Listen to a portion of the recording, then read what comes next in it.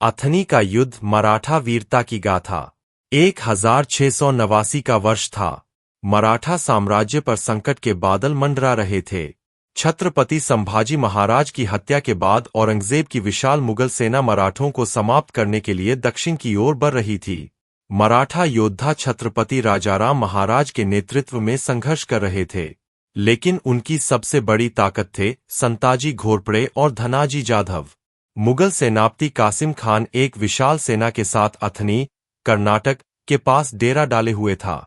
उसकी योजना थी कि मराठों को पूरी तरह कुचल दिया जाए, लेकिन संताजी घोरपड़े कोई साधारण सेनापति नहीं थे।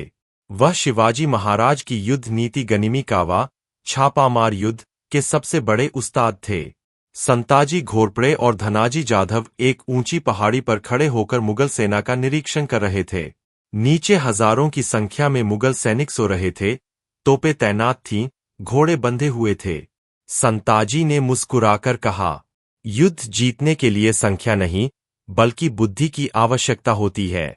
हम इस युद्ध को लड़ेंगे, लेकिन अपने तरीके से।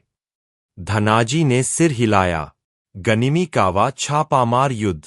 मुगलों को अंदाजा भी नहीं होगा कि उन पर मौत कब टूट पड़ेगी। रात के अंधेरे में मराठा सैनिक बिजली की गति से मुगल शिविर में घुस गए। चारों तरफ हाहाकार मच गया। कासिम खान ने अपनी पूरी ताकत झोंक दी, लेकिन संताजी की रणनीति इतनी तेज थी कि मुगल सैनिक कुछ समझ ही नहीं पाए।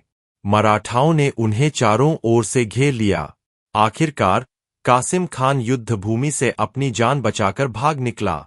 मराठा सेना ने शत्रु के हथियार, घोड़े और आपूर्ति सामग्री जब्त कर ली। संताजी घोरपड़े और धनाजी जाधव ने युद्ध जीत लिया था।